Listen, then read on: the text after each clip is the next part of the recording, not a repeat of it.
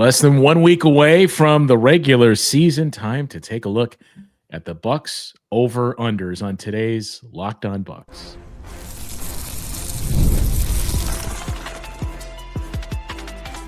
You are Locked On Bucks, your daily Milwaukee Bucks podcast, part of the Locked On Podcast Network, your team every day.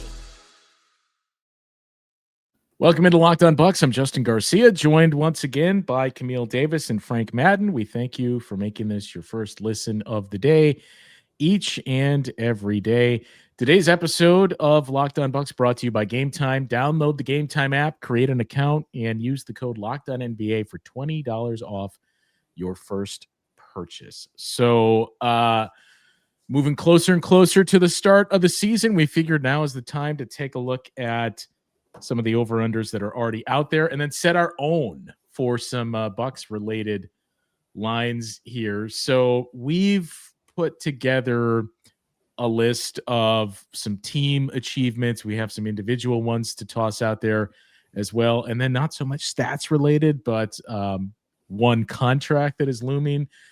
So I guess let's just we'll get to like the wins and everything else as we move along here. Let's rip the Band-Aid off and talk about the offensive rating for this team.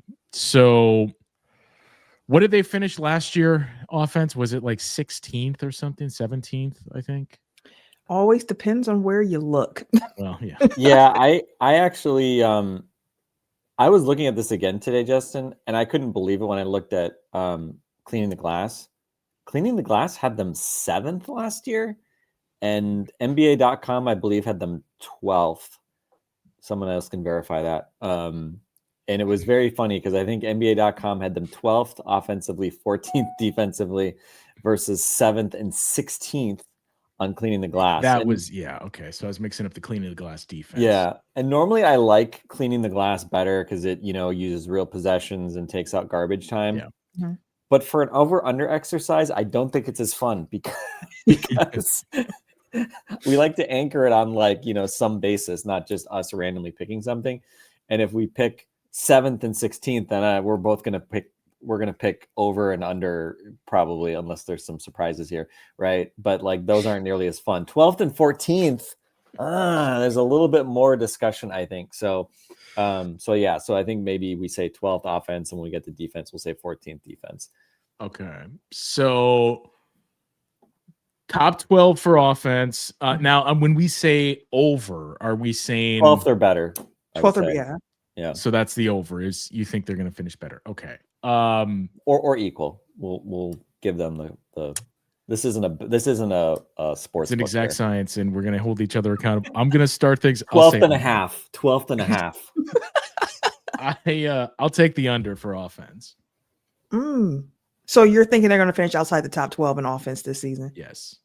Any particular reason why in this one? Just the change in the offensive system where you're like, I don't see it being top 12 this upcoming season. Well, I mean, I think it's going to be clunky at times, and I just think there's not going to be a lot of middle ground. There's going to be a lot of games when they're hitting threes and it looks great, and there's going to be games where the threes aren't falling and it's like, wow, like you need your defense to carve out a 93 to 89 win for you here. So I think that's what's going to ultimately anchor where their offensive rating finishes. I could see that. I think I'm actually going to take the over on this one. I can see them finishing 12th or better this upcoming season in offensive rating.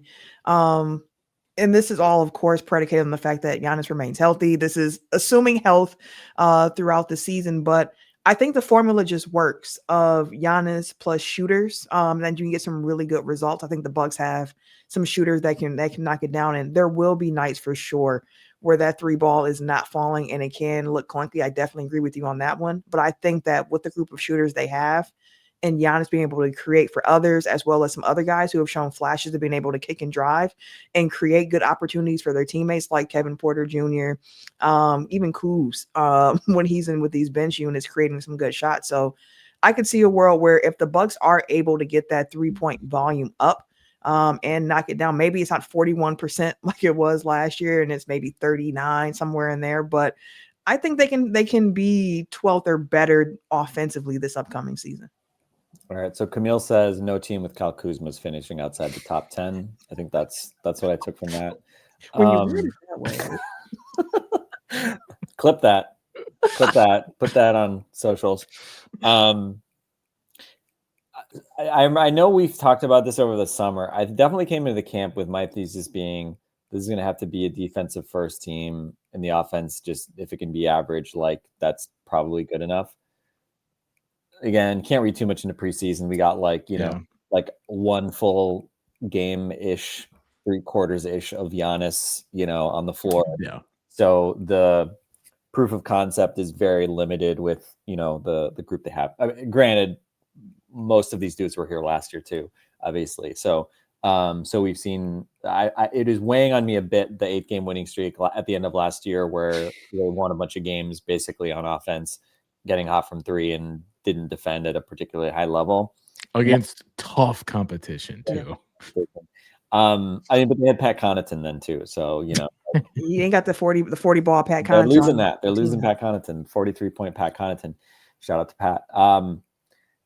I definitely overcamped though. I don't know. I just got this nagging feeling of like, maybe they are just going to because of the style of play, it's going to lead to more offensive explosions that outweigh some of the, cold nights, but that leads to maybe some not great transition defense. And this group is going to become a little bit more seduced by the run and gun offense than the earn your keep on defense sort of mindset. Mm-hmm. So I have probably flipped a little bit. And so, but I generally, I think I'm also the lowest on them overall in terms of win-loss, certainly compared to probably most fans. And not because I don't like the team per se or hate certain guys or whatever, but I'll go under on offense, but I think it will be close. It would not surprise me at all if they were 10th, 11th, 12th on offense. Yes. I think they could certainly be in that range.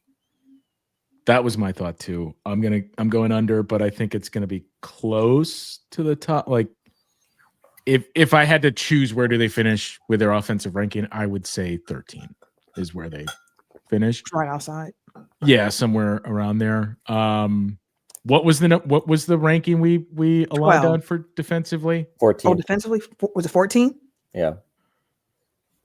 14.5. Man, that's tough because Frank, we're pretty aligned in that we talked about it all through the summer too. I thought this was going to be a defensive team and hopefully your offense is just better than league average. I don't know if it's hearing and seeing and then hearing Doc Rivers too, defense wasn't good enough for the preseason, but that seeing we think as of right now, the lack of size on the perimeter, all these things that you've seen, I kind of feel similar on the defense that I did the offense, that there's going to be nights where it looks really good. There's going to be nights where it does not. And that generally leads to somewhere in the middle. I'm going to take the under too. I think there's a better chance the offense outperforms than the defense does. Yeah, so the last preseason game made me think about something that we discussed with the departure of Brook Lopez, which was, hey, outside of the year where Brook Lopez had the back problem and the back surgery, he has been an Iron Man for the Milwaukee Bucks, and not to take for granted what it meant to just consistently know you were going to have Brook Lopez night in and night out.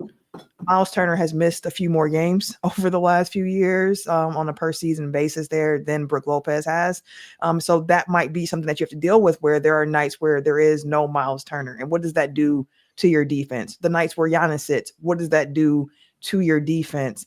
And I'm not thinking that they're going to be out. I'm hoping they're not out for a considerable number of games this season. But I think the ones where they do sit, that it really will be a test. It feels like kind of a delicate Jericho Sims hyper switchable defense. Oh man, that's going to propel them to new heights, Camille. That's the direction you're going with this, right? Pete Nance, my guy. Here's the thing. If the Bucks can do something that we haven't seen them do in years, which is be a team that can actually force make the second round of the playoffs. Oh man. That too. I mean, Yeah. I'd be happy with that too, Yeah. of course. But if they can force some turnovers, and we've seen them being a little bit more aggressive and gambling and with the full court pressure and just trying to be more aggressive in that way, I think that's their pathway forward to having a defense that will surpass what we saw defensively this past year. But I 14, I feel like the Bucks are going to kind of finish right around there again. I can see them being 15, so like slightly under. But I also see the world if the turnovers happen where they can squeak in there and they can be a top 14 defense. So I'm actually gonna there's no push. Somebody's got option to here. be an optimist here, Camille. Come on. Be You know what? optimist, so I For don't that have to. reason, When Camille is even going the pessimistic route. it's not even. I'm just saying. I think what needs to happen though is with a delicate ecosystem, some questions on wing size. There is that they're going to have to first force turnovers. So you know what? To be the optimist, because I want to say push. I feel like 14 feels right around where they'll finish this season. I'll take the over. Not by a lot. I think if it'd be like 13th, 12th. But again, if they surprise, it's going to be because they end up being a top 10 defense, and you're just like, hey, the Bucks are really here. Yeah, I think I can't really pick which way to kind of swing. I think on the one hand, I hope that Miles gives them, a little bit of that greater flexibility to be a little more malleable night to night, be able to, play more matchup dependent styles of defense. That said, like, I don't want to act like Miles Turner is like clearly a better overall defender than Brook Lopez was last year, because kind of like what I saw from him the last couple of years and what, the perhaps bitter Pacer fans have suggested. I don't know if they're objective about it. But I don't want to just expect him to come in and suddenly like, oh, he's unlocked this new defense, right? Like, I want to be realistic there. I know there's going to be people that say like, oh, Brook was like washed defensively. It's like, well, they were still always better with him on the floor. I mean, it's not like the metrics were showing that they were not missing him when he was on the bench. So, my hope is that there is some, benefit to Miles being in there defensively. One thing I am concerned about a little bit, I think there's a little Giannis trade-off offense defense. We know he's going to have to carry a ridiculous load offensively. I don't think we can expect him to be playing at, Apex, even whatever the version of 30-year-old Apex defensive Giannis is. Like, I just don't think he's going to be able to be that like every possession. Every possession. Like, I think defensively, we've seen it, right? Like, Giannis is like a guy that feels like his best defense is always in the last 5 minutes of games. And I think it's because like he knows he has to pace himself a little bit. Now, doesn't mean that he's not going to still go for every chase down block, because that's just how he's wired.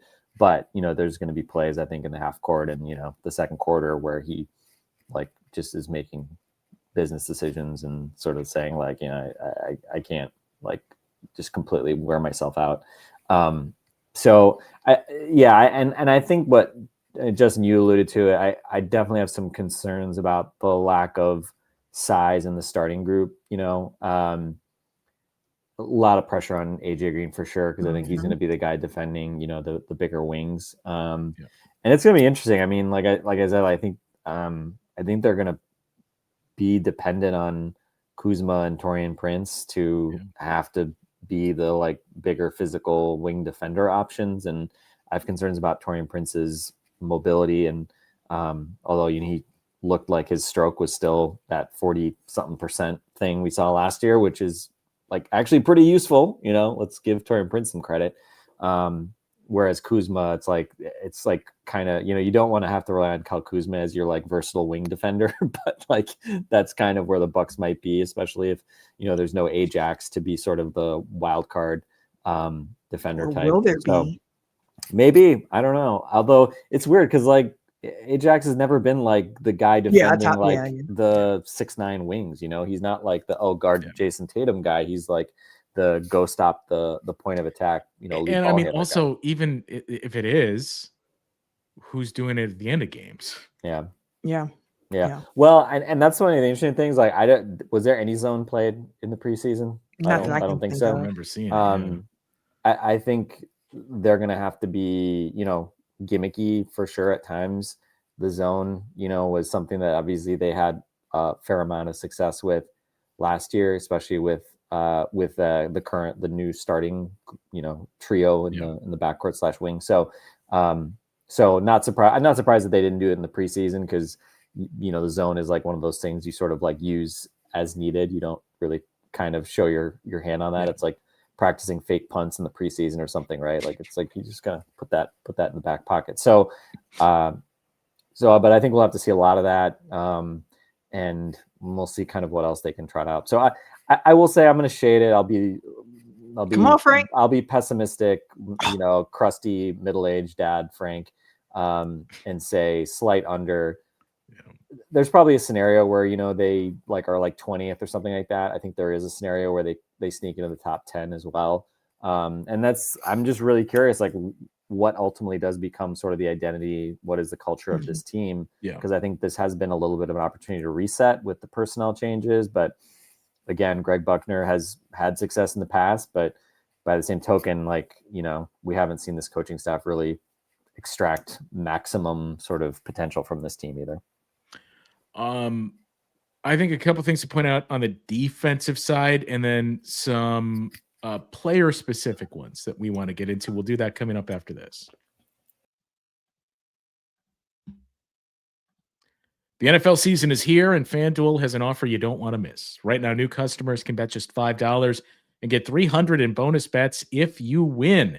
That's right. Pick a bet, put down $5, and if it hits, you'll unlock $300 in bonus bets to use across the app.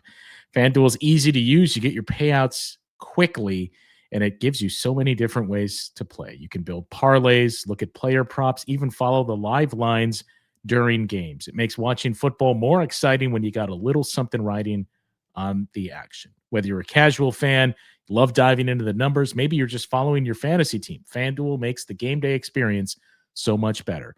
So what are you waiting for? Visit FanDuel.com to download the FanDuel app today and get started. Yeah, I mean, I think the other thing too is, so I'm shading under, but just slightly under for both. I think there's a better chance we see them finish in the top 10 offensively. Rebounding, though, is another kind of under the radar. I don't know if I'd go to concern yet, but like, let's keep this on the radar because, again, some of it maybe it's been a strength of this team previously, right? Like been a strength. The bar is not low. It's been a strength and defensive rebounding. Defensive rebounding. Very clear. Yes. Well, and I mean, do they lean into the other now? Like we're seeing more and more teams do, especially since Doc has asserted like we got a more athletic group that can get back. So maybe we do see the offensive rebounding pick up, but defensive rebounding has been a strength. And, one of the first things that you hear pointed out by a lot of Pacers fans is, well, good luck. Miles Turner doesn't rebound. We heard the same thing about Brook Lopez, but you at least saw the team impact with Brook Lopez on the floor. I don't think those numbers translated with the Indiana Pacers. So that's going to be interesting to watch. And that hang on. Just in fairness, the last 6 years, the Pacers have been a better defensive rebounding team with Miles Turner on the floor than without. Last year, minus 2.2%. That's 81st percentile, which is good. The year before that, minus 4.8%. That's 96th percentile. So I'm not going to sit here. I'm not going to sit here and tell you that he's, Brook Lopez or a Lopez brother boxing out. But again, some of his offensive rebounding, some of his total rebound numbers and them being so bad is because he's just shooting 3-pointers all the time and he's nowhere near the basket. Like his offensive rebounding impact, two of the last 3 seasons was first percentile because literally he's never in there getting offensive rebounds. So he will make no impact on the offensive glass, but he seems to at least have some positive impact on the defensive glass, whether it's as good as Brook Lopez. I think you're fair to raise that as a question. I don't think the bottom's going to fall out on the defensive glass, but again, like they were 6th last year. They've generally been a top 5 team for since the Bud era started. And I mean, I pointed out because if it does slip, that's where the defensive floor really starts to fall out. Because I mean, Camille, you mentioned the turnovers, and maybe that's the route that they go, where we see a more aggressive style, which is again something we haven't seen since what, Jason Kidd days. I mean, that's not necessarily a panacea for your defense. I mean, Philadelphia in a Nick Nurse system was really good at forcing turnovers a season ago. Didn't rebound, didn't limit your quality shots, didn't do any of it, and finished with a really bad bottom 5 defense. So rebounding is going to be even more important this year than in previous seasons, I think. Yeah, you got to end possessions, and it's really that simple. Like, that's why it's such a focus on rebounding. You have to end possessions. Like, you can play as good of defense as you want. The rotations can be sharp, but if you're not getting that rebound and actually ending that the possession, then what's the point there? So I do think that that's something to keep an eye on for this team, especially those bench units, which is, again, while like the Kyle Kuzma aspect of it in preseason, he's been really trying to crash that glass. So I do think that's going to be on his shoulders a bit in that second unit in particular when he's running. So yeah, rebounding, something to keep an eye on in addition to wing size. It's just things to watch throughout the season so far as they get started. And when you say Kyle Kuzma's been crashing the glass, you mean attacking rebounds, and it has nothing to do with his shot. See, why, Justin? I'm just seeking clarification on it. Okay.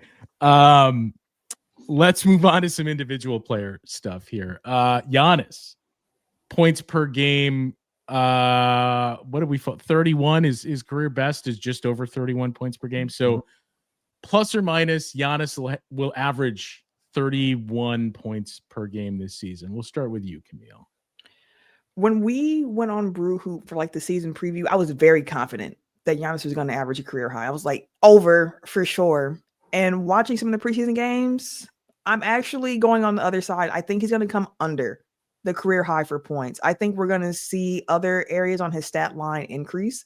But the points, I think, might take a slight dip, not by a lot, but I don't see him being over the 31.1 career high that he had in 22-23. So I'm going to go under, not by a lot, but I'm going to take that under because I do think that he's going to be more conscious about getting teammates involved and also exerting himself in other ways. But knowing Giannis and knowing his mentality, like he said it himself, when he's driving and attacking, he's looking to score. I'm not looking to pass. I'm looking to be aggressive and to score. And my aggressiveness can create things for other people as the game goes on. But I'm going to go under on this one very slightly, but I think we see some career highs in other areas of Giannis' stat line this year, just not the points. Do you think he averages 30? 30 if you round up. Oh. I think it might be like 29.5 somewhere in that range where it's like you round up, you get your 30, but not a straight 30. Well, negative Nancy Camille over here, just typical pessimistic Camille. You know me, Frank. Okay, what? I'm a goldfish, yeah. Never bet against Giannis. Camille, I'm tapping the sign. If there was a sign behind me that says never question Giannis. I'll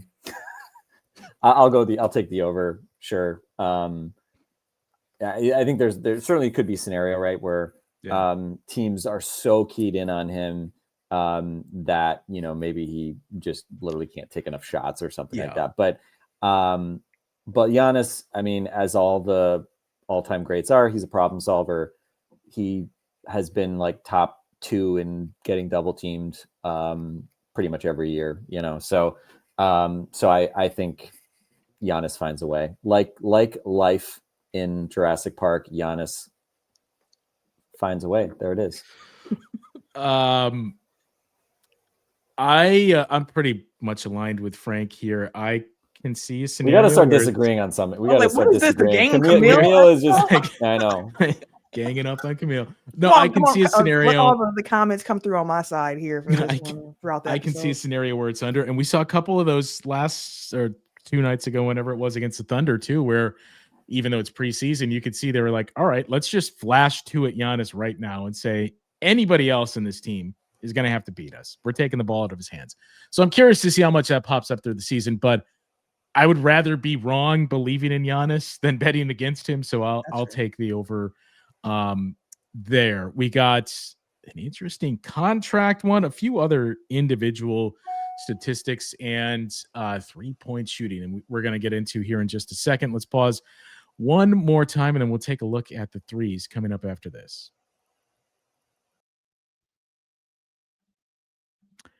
Holidays are going to be here before you know it, which is exciting, but getting your home ready for guests and celebrations can feel like a lot. Maybe you serve where needs, well, they need a refreshing, or the guest room could use some new bedding. Wayfair has everything you need to get your home holiday ready, from Christmas trees and wreaths to bedding, cookware, and outdoor inflatables. It's your one-stop shop for every room in the house. They make it easy to personalize the home during the holidays with a huge selection of every style and budget, and with free and easy delivery. Even on the big stuff, you can get everything you need without the hassle of huge delivery fees.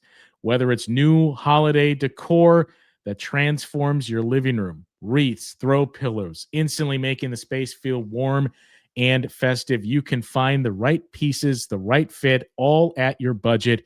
Everything is easy and in one place, making checkout a breeze. And fast delivery, we already mentioned, that comes with Wayfair. It's a lifesaver, especially during the busiest time of the year. So get organized, refreshed, and ready for the holidays for way less. Head to wayfair.com right now to shop all things home. That's wayfair.com. Wayfair, every style, every home. Basketball season's officially here, and nothing beats being in the arena for those opening games. Getting tickets, though, can be a total headache between waiting in queues, surprise fees, and prices that jump right before you check out. It's easy to get frustrated when all you want to do is cheer on your team. That's where Game Time comes in, the app that gives fans the advantage. It's your ultimate life hack for scoring amazing NBA tickets fast, easy, and stress-free. Maybe you use Game Time to get in the arena for the home opener 1 week away. Chris Middleton's return to Milwaukee. You can find great seats in minutes. You can see what you're going to pay before you get to the checkout. No hidden fees and sticker shock at that last stop. They even offer zone deals where you pick the section, Game Time picks your seats, and you save big. You can get into NBA arenas. Find NBA tickets for under $25. So take the guesswork out of buying NBA tickets with Game Time. Download the Game Time app, create an account, and use the code LOCKEDONNBA for $20 off your first purchase. That's code LOCKEDONNBA for $20 off. Terms apply. Swipe, tap, ticket, go.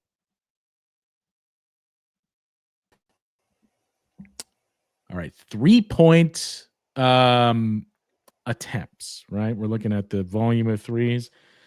Let's just say top 10. So they finished, this is what, 18th last year? Mm-hmm. They've taken a much higher volume of them through the preseason here. So do we think they are one of the 10 best threes in terms of attempting threes throughout the course of the season here? So over under on 10.5, we'll say. Frank, this time we'll start with you. Yes. We're all going to say yes. Smash the over. Smashing the over. I mean, I've talked about the kind of natural ceiling there is, just because obviously Giannis is not shooting threes, which is a good thing. So I don't view, I think there's a little bit of an asterisk, like, you know, if they were first, I would say, well, does that mean like Giannis is now like taking bad threes, like pull up threes, you know, early in the clock, which he used to, and he no longer does really. So they kind of have to, I think. And it seems like that obviously was a point of emphasis in the preseason. So I think they will noticeably increase. I don't know that they can get to like top 5, in part just because they're going to be really catch and shoot dependent. So I'll say top 10, but not like, you know, massively better than that. And I don't know. I'm predicting we're all going to agree on this one, but prove me wrong. Maybe we won't leave Camille out this time, Justin. No, I think this should be a clean sweep. I think I'm smashing the over on this one as well. I think that they're definitely a top 10 in attempts threes this year. Just seeing the gravity again of Giannis and thinking of like, have we overthought it? Like Giannis plus shooters, it works. We know it works.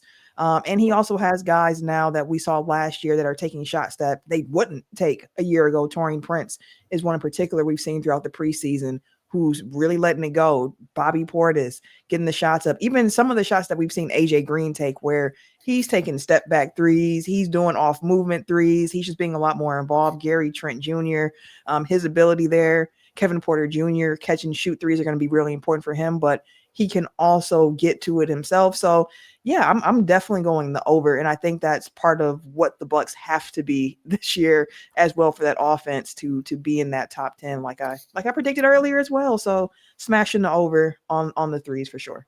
All right. I wanted to say no just to be the outlier, but I can't in good conscience. The difference between the Bucks at number 18 and the Thunder at number 10 was 181 3-point attempts last season. So that's just over 2 more per game. I think they're definitely going to. Now, that doesn't necessarily mean the rest of the league isn't going to increase by 2, but I think we're going to see an increase much more dramatic for the Bucks than we're going to see from other teams. They were a top 10 or are a top 10 team, I believe, or just on the outskirts of it through the preseason. Yes. So they've taken about 6 more per game in the preseason. Obviously, the big caveat that it's the preseason, but I think they'll be somewhere around 9, 8, 9, 10, somewhere in that range in terms of their 3-point attempts this upcoming season. Let's do the net rating for the 5-man group. So this one, tried to look at it a couple different ways. A little tricky. Like we see the numbers tossed around all the time of, well, they're in the 8-game win streak. Here's what they had with these guys.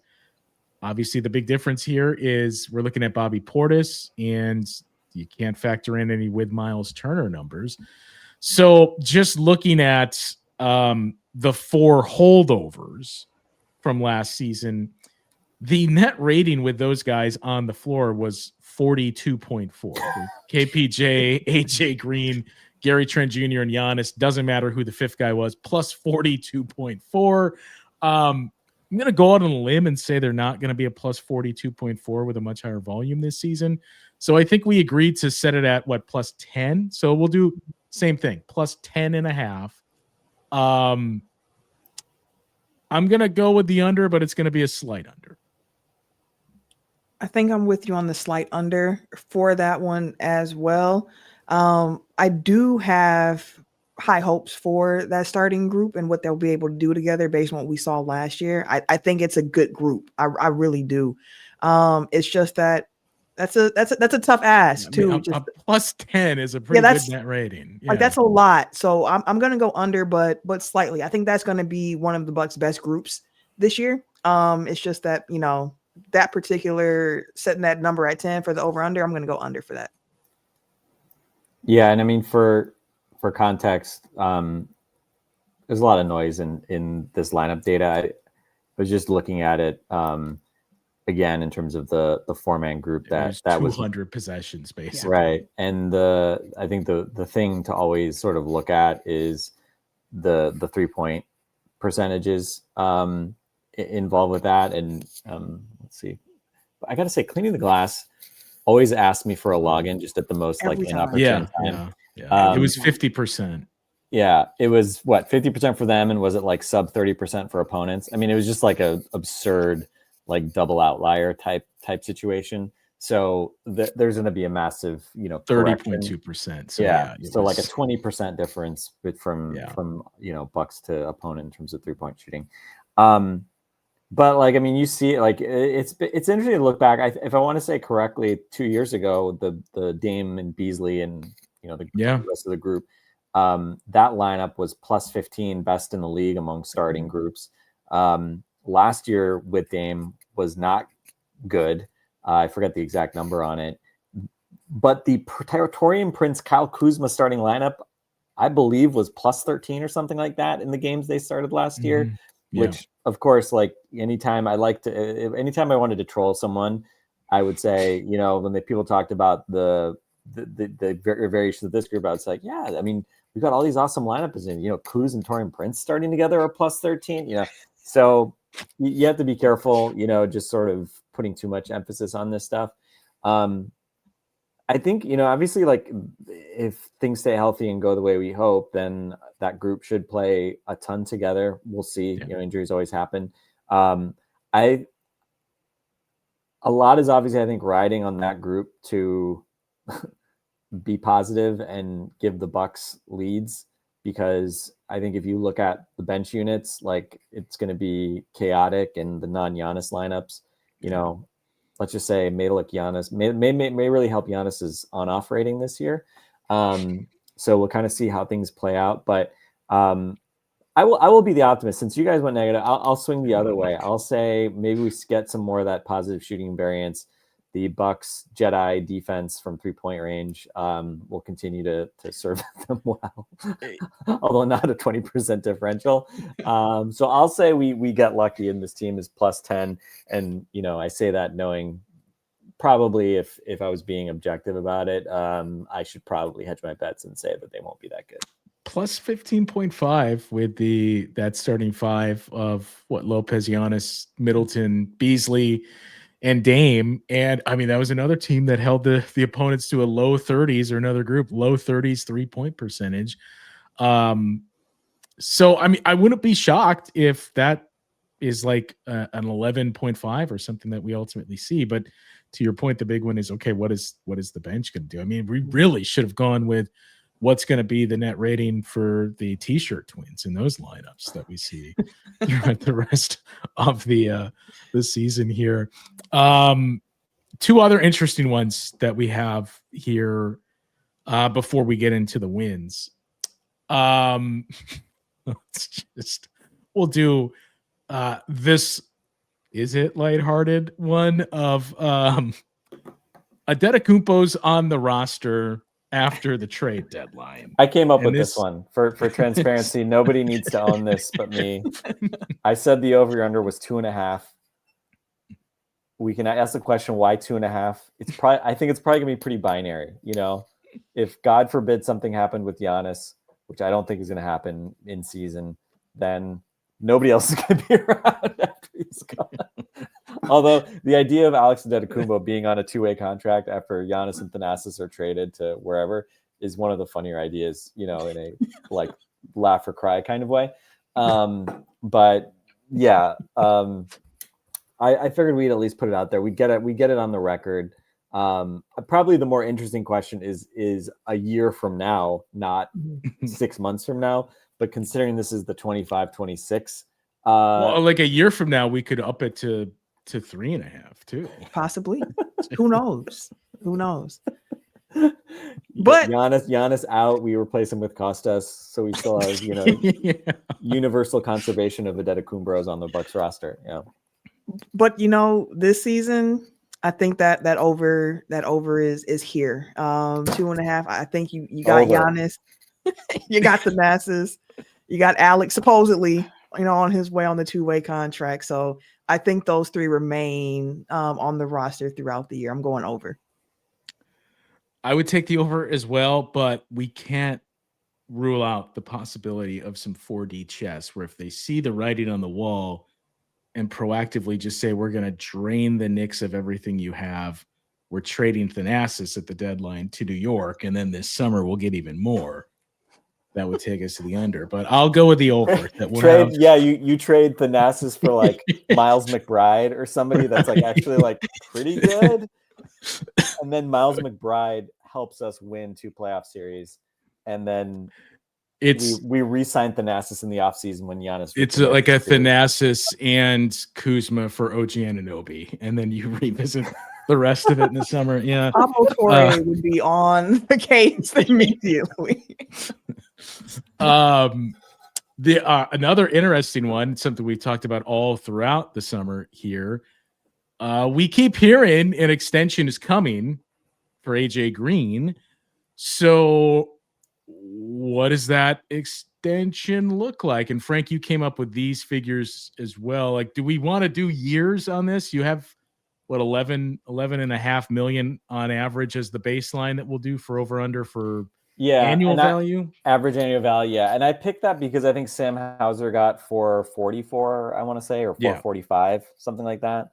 So basically, I was sort of anchoring on that a little bit. I am racially profiling AJ a little bit. You know, Sam Hauser's 3 inches bigger, not as good as a man What did defender. Peyton Pritchard get? That's a good question. 38 million over 4. I think he may have been under 10. I want to say. I believe so. As long as we're racially profiling AJ Green contracts while we're here. 4 So years, I think 30 million. So yeah, he got less. Yeah, so I think there's a couple things to think about, right? Like, you know, nobody has to do anything, right? So I mean, the Bucks don't have to sign him an extension.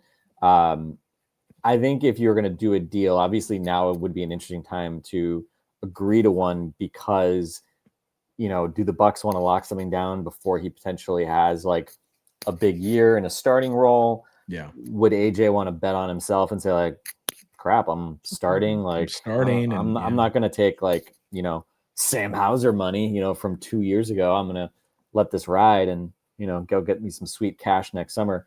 And of course, you know, if the mid-level's around 15 million next summer, you know, that's probably like the absolute max, right? Like if he has some incredible year and defensively he's good, like is there somebody, you know, that looks at him and says like, hey, we're going to give him full MLE money, right? Like that's sort of the worst case scenario for the Bucks in terms of you know how you might lose him.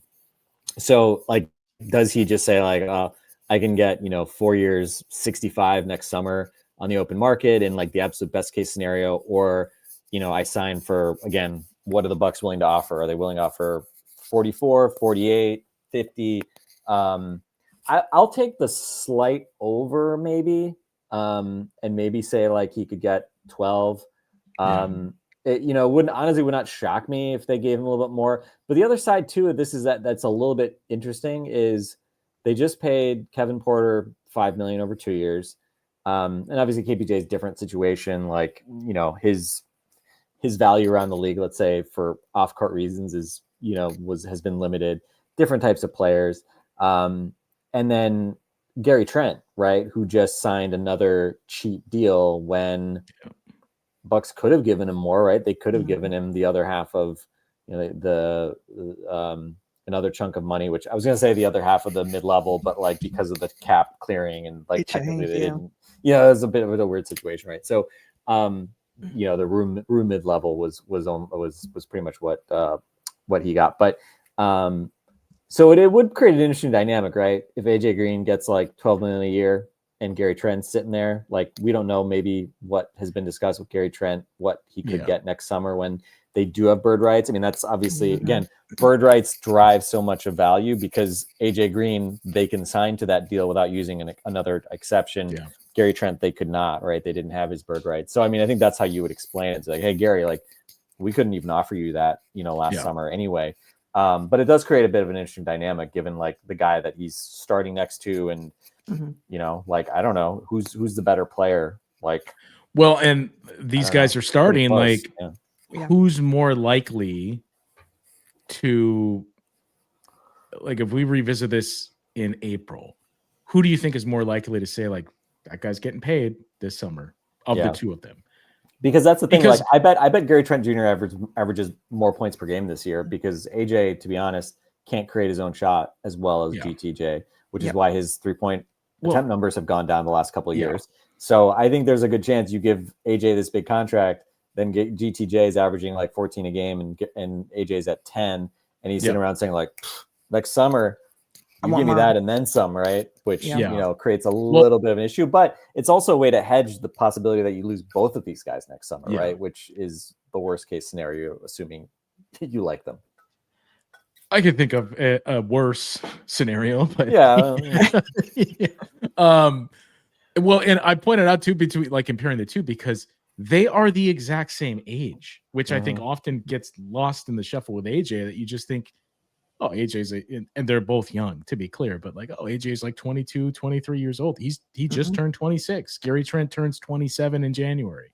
Yeah, he had a different pathway, you know, to his playing time in the NBA so far than what Gary Trent did. But now people are like, you're stereotyping too. But the comp that I was looking at contract wise also came this summer. It was a former Buck. It was Sam Merrill. There's another shooter. I was thinking like, okay, Sam Merrill got 4 years, 38 million. And I was like, I mean, that's close to that 10 million range. And I would assume, you could have gone with Jordan Nwora, Camille, but who gave him a contract this summer? Turkey, I think. Yeah.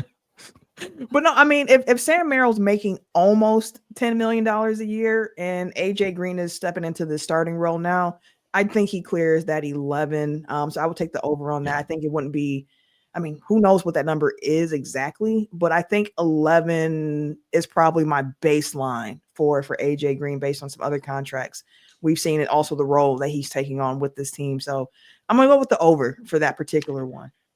I will take the over as well because, like, I know you have two of them in your starting lineup, but I just don't see a starter level player and a guy that you've invested this much in on less than $10 million per year. But, like, there was extenuating circumstances with KPJ and Gary Trent Jr. having less than $10 million, but there's not, as Frank outlined with AJ. So I'll take the over on that as well, but I don't think it's more than like 12. That's the starting annual figure, and then goes up after that.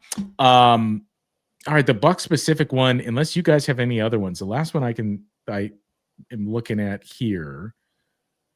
Giannis assists. I know we did kick that one around. Over.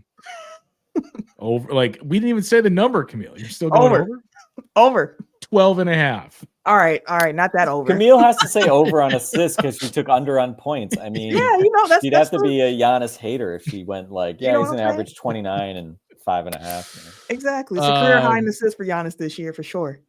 Well, we've kicked around the question. Camille and I have quite a bit. I think we've gotten some of your feedback, Frank, but like, who's going to be the second leading scorer is interesting too. But the number, like, what do we think the number is for the second leading scorer on this team? We can start there. I'll say 19.5 points per game. Oh, under. Over. I'm taking the under. You're taking the under for the second leading scorer? Yeah.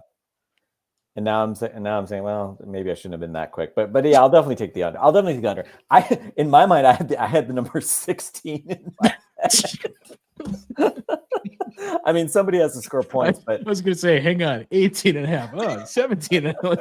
Let's keep going down here.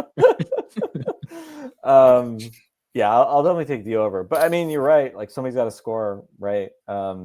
I forget. Did Miles have a season where he averaged like, I think 18 something? Like, I think under 19? 18 career high. Yeah. So 18. I think like he was the first person I thought of, just because I mean, like, he has been in the ballpark of like what I think it will take to be the second leading scorer on this team, and he's not going to be lacking in shots. So I think Miles. The only reason I like hesitate to go with Miles is just the fact that, assuming your 4 and 5s are going to be the two leading scorers, just feels like something about that. It feels like a perimeter player, like, is like, when we talk about number 2 options, like being the number 2 option versus being the second leading scorer, I think are slightly different things. And I think, effectively the perimeter guys, like, KPJ is obviously going to be running a lot of actions, right, with Giannis and initiating a lot. Gary Trent's going to be the guy that I think has to create a lot of like shots for himself. And I think he's going to score a fair bit because of that. I don't think AJ can get up enough shots, to be honest. I think he's doesn't have enough versatility to his shot creation. But he has tons of gravity, obviously. So yeah, I'll probably say Miles, and maybe I'll go up to like 17 points per game or something like that. But to your point, I mean, somebody's got to score, and they're going to probably play pretty fast. And so, like, I think there's a very good chance that, he could be in 18, 19 points per game. That's not crazy to me if he's healthy, and, if his 3-point shot is falling at a rate that, as we've seen it in the past.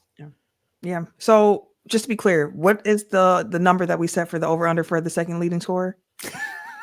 Because I've heard a lot of numbers in the last 5 minutes. Well, it's 19.5. Our lead host for this podcast Justin said 19 and a half. 19 and a Well, half. I mean, Frank, it sounds like as long as I didn't put it at 16 and a half, you're just going to keep going under. So let's say 18 and a half. Under. I'll take the under. On still under. Thinking of who it can be, the Miles Turner is starting to be someone who I'm like, it could be more realistic that it could be Miles Turner, to the points that Frank was making, because all offseason I'm thinking it's between Kevin Porter Jr. and it's between Gary Trent Jr. as the guy who's going to come in as your second leading scorer, in large part because of the shot creation ability that both of those players have and opportunity that they're going to have on the court. Seeing how quickly Gary Trent Jr. is getting these shots up, I could see him being one of the second leading scorer for this team, but I actually think it's going to be Kevin Porter Jr. in this one, just given role and opportunity. And also, I saw Eric Name tweet this kind of in jest a little bit, but just how the NBA has changed the contact rules for the follow through on shots. So you might see a few more 3-point shooters getting fouled, and Kevin Porter Jr. seems to have a knack for getting his hand touched at the last second there to get to the free throw line. His feet kind of drift forward. His feet kind of drift forward on 3-point attempts, and it seems like he got he was doing that last year too, and then we saw it this week too. We've seen it 3 times through preseason so far. I think he's going to get to the free throw line a lot too, and we need guys who can also put the pressure on the rim, get to the free throw line. That's been another concern for me, especially losing Dame, who was somebody who had a gift to get to that free throw line next to Giannis. So, not if you ask Doc Rivers. That is true. How I feel about it, he had a gift to get to that video. Camille, you don't get the calls anymore. So, but I'm gonna say Kevin Porter Jr., second leading scorer, and I'm gonna 18, and I'm gonna go over for that one for Kevin Porter Jr. I think Kevin's gonna give you about 19 a game, somewhere in there, which I think is in line with his career high in Houston as well. I will go over as well, the 18 and a half, but I don't want to be a prisoner of the moment. I'm going to change, like all through the summer, I said I think KPJ is going to be the second leading scorer. I think it's going to be Gary Trent. I wouldn't actually be surprised if we just see a logjam of guys around like 14, 15 points. And if Bobby and Miles Turner are essentially averaging the same in 2 different roles, because Miles Turner through his career is like a 14-point per game. Or you're obviously assuming you're asking him to take on a much larger role offensively this year, but also like you are what you are at some point. So I don't know that, like I definitely, and none of us ever suggested it, that Miles Turner is going to be a 20-point per game scorer.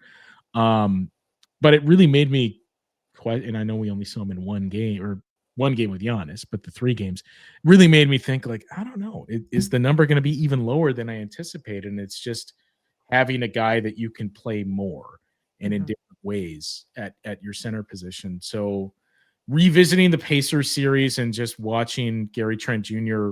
creating his own shot, I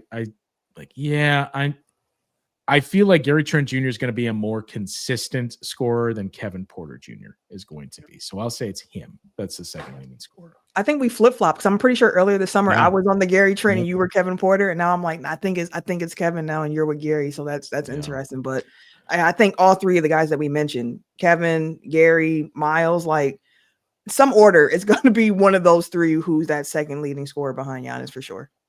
Well, what everybody came here for, the win.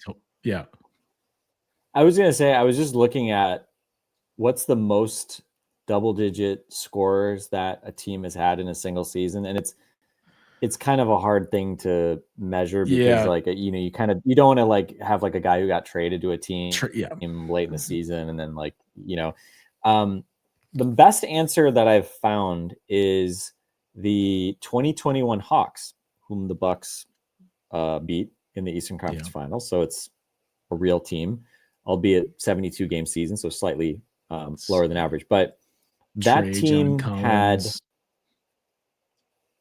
had 8 double-digit scorers. I'm excluding Lou Williams, who came over late in the season and averaged 10 points exactly. But they had 8 10-point per game scorers.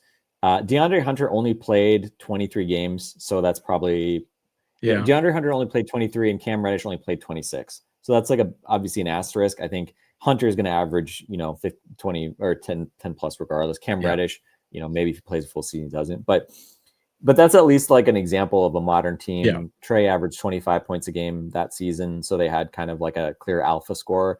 And then the next leading scorer was John Collins, who averaged 17.6. So I don't know what that means. Probably nothing. But I think there is that probably, because like if you look at this team, I think there's going to be 8 guys who, if they don't average double figures, they're going to be disappointed, right? Yeah. The starters, Kuzma, Bobby, and Cole Anthony, right? I think all those guys are going to want to like probably think of themselves, and you can make a case like Bucks kind of need those guys to like do that, right? Now, if Cole Anthony averages 9 or something like that because he's 6th man, like I don't think that's the end of the world. But or if Kuzma averages 9 because he barely plays, like it's the context is obviously important. But anyway, just for some reference. Yeah, and it's tricky for the Bucks last year because the trades. Yeah, like you brought in Kuzma and Porter at the midpoint, Middleton left, and those are all double-digit scores. So like they were basically at 6.5. 6 guys before and after 7 because Marjan left, who averaged like 2 points. So and the Pacers last year were pretty close to that too. They had 7 double-digit scores, and TJ McConnell was just under 10. So yeah, I mean that's going to be interesting to see too, like Cole Anthony and what he averages and what the bench actually does in terms of scoring punch. All right, so what everybody came here for, the Bucks win totals. It's anywhere from, what's the lowest you've seen? Because the lowest I've seen is 41.5, and I think the highest 42.5 is the lowest I saw before. Highest I've seen is 43.5. So let's go 42.5. Let's set it there, like right in the middle. 42.5 over under wins for the Bucks. Camille, you want to start this thing? I'm going over. Maybe we don't talk about it tonight, but when we did our offline team drafts, how far strongly over, or like I think they could win 43. No, not super strongly. I don't think it's like a 50 win season or anything like that, but I can see the Bucks coming in around 46, 47 wins for sure this season. I've been saying 43 wins since like I think mid-July or so. So yeah, and again, like as I was kind of alluding to earlier, I like this team. I'm excited to see them. Obviously, unlike Camille, I believe in Giannis. Sorry, this is just a podcast of me mischaracterizing Camille's stances on things. But yeah, I just don't, because I think it really just comes down to the idea of like, all right, you took a team with Damian Lillard, you took that guy away, you replaced Brook Lopez with Miles Turner, but pretty much otherwise, like that's basically like the team. You get a full season of Kyle Kuzma, have fun. Yeah. So it just sort of like for me saying like, all right, I started at 48 wins. I think last year they were a 46 win team by point differential, right? Expected win-loss was 46, 36. So it just kind of like, just looking at it, it's just like, so you're going to say what was basically a 46 win team is like, it feels like they got to be worse, And again, like point differential stuff, luck, like that can last one season, multiple seasons. They're not condemned to have like a regression this year. But yeah, from like a forward projection standpoint, I'm just like, I'm not going to get my hopes up. This is me being, the child of like crappy Bucks teams in the 90s and wanting to manage my expectations. And, again, this is also me with the national media. I'm totally fine with them talking down to the Bucks because we need to keep the receipts when they're a little bit better than that. And Giannis is putting up ridiculous numbers. We got to say, aha, Giannis, pretty good. MVP candidate. Well, if his team is so bad, then he better to get some credit, even if the Bucks are not, like a 50 whatever win team. So yeah, I'll take 43. I was really hoping I could claim to be an under, but the over-under has gone down so low that I'm apparently now a slight over. Come on, optimist Frank.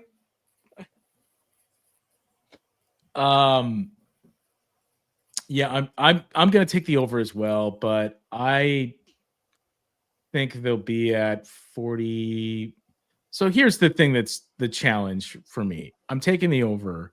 I think they've outperformed their win total, their expected wins, all the way since the title defense team. Like the year they were the 1 seed was the most dramatic. That I think were like a 51 win team by the numbers, and they ended up winning 58 games. The last 2 years, it's been a game and a half or 2 games.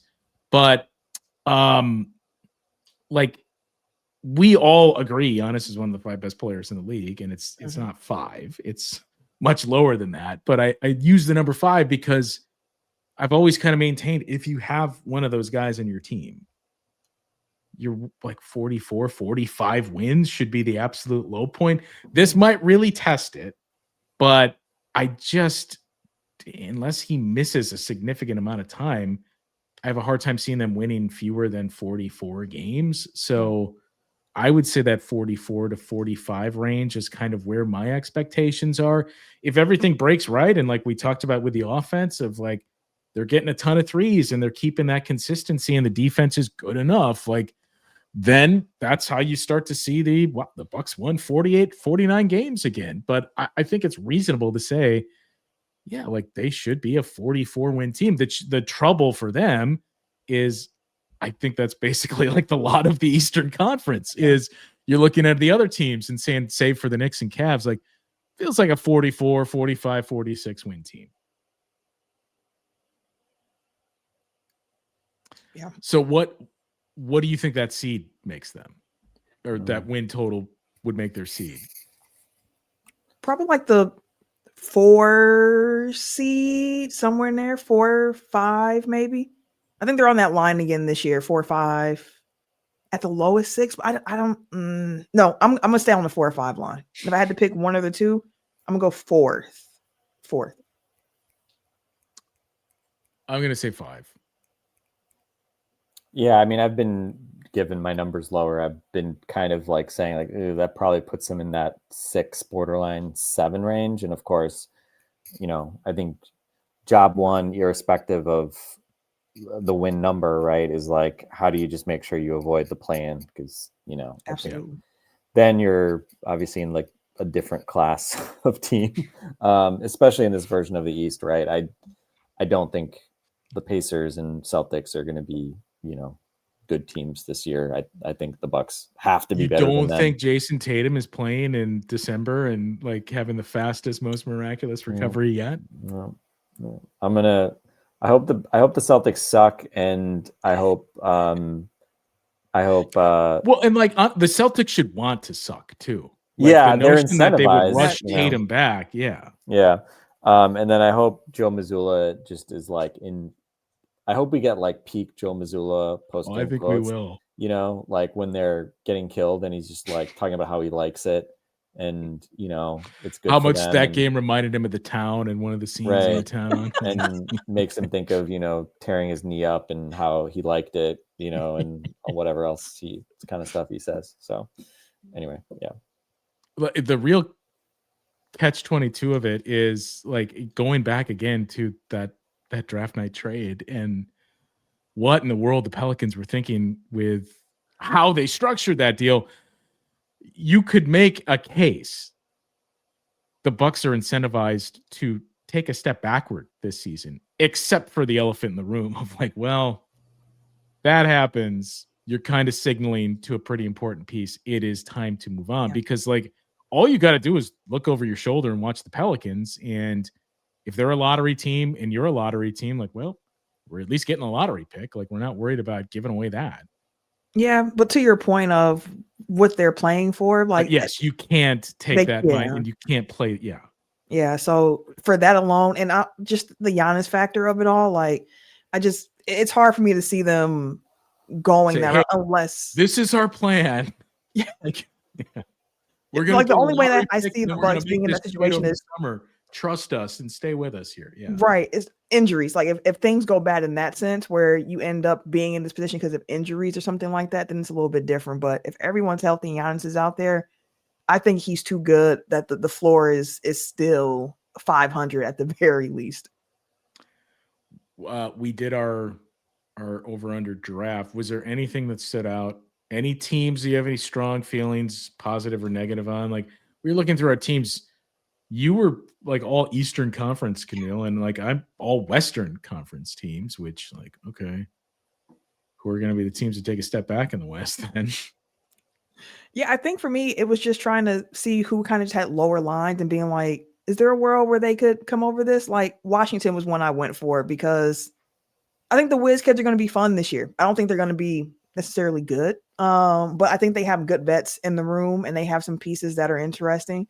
And I think they can win some games this year. But yeah, it's really hard to do this particular draft of just kind of thinking of the season and what to expect and picking teams who are going to surpass their over-unders. But I think Washington's was so low. I was like, I'm just going to take the chance here. I'm going to take the chance. And that was my strategy last year. And that worked out pretty well for me. So I said, let me go back to that well for this year's draft.